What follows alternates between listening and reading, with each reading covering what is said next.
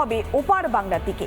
কেননা বাংলাদেশে হিন্দুদের উপরে অত্যাচারের প্রতিবাদে সনাতনীদের গর্জে উঠেছে দুপার বাংলার হিন্দুরাই। বাংলাদেশে হিন্দুদের সুরক্ষার দাবিতে রাজ্য জুড়ে প্রতিবাদ। হিন্দুদের গর্জন কি শুনতে পাচ্ছে ইউনূসের সরকার?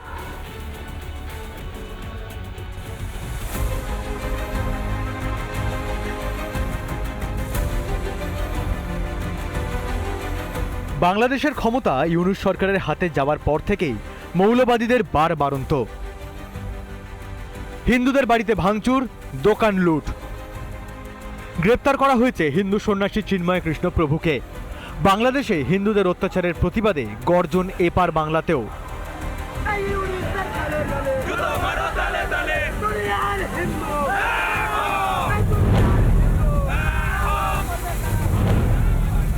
বাংলাদেশে হিন্দু সনাতনীদের উপরে যেভাবে লাগাতার অত্যাচার করা হচ্ছে, এবার তারই প্রতিবাদে সংকীর্তনের মাধ্যমে তারা রাস্তা নেমে প্রতিবাদ করছেন।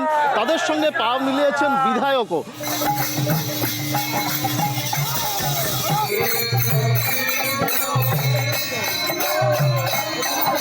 আমার চিন্ময় প্রভুর নিঃস্বার্থ মুক্তির জন্য বাংলাদেশি জিহাদিদের উপরে আমাদের বার্তা দিতে চাই, হরিনাম সংকীর্তন কখনো বন্ধ করা যায় না। চিন্ময় কৃষ্ণ প্রভুর মুক্তির দাবিতে বাসন্তীতে প্রতিবাদ মিছিল।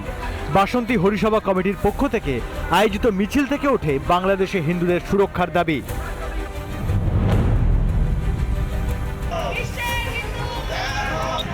মালদহ হিন্দু চেতনা মঞ্চের পক্ষ থেকে এদিন প্রতিবাদ সভা ও মিছিলের আয়োজন করা হয়।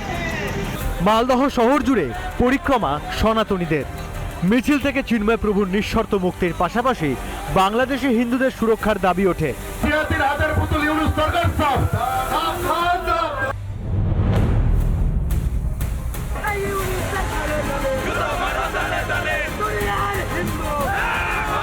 পূর্ব বর্ধমানেও হিন্দুদের গর্জন।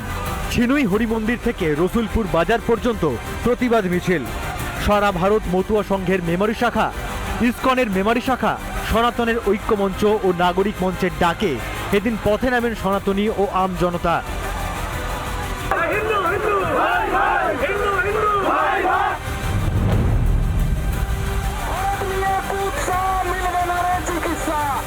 গ্রেপ্তারির প্রতিবাদ ও বাংলাদেশে হিন্দুদের সুরক্ষার দাবিতে দুর্গাপুরেও ওঠে প্রতিবাদ। সনাতনীদের পাশাপাশি পথে নামে আম জনতাও।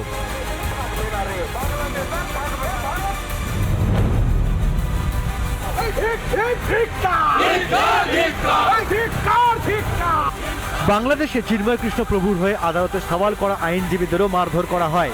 চিন্ময় কৃষ্ণের আইনজীবীদের মারধরের প্রতিবাদে পথে দুর্গাপুরের আইনজীবীরা। প্রতিবাদে নামেন দুর্গাপুর মহকুমা আদালতের আইনজীবীরা।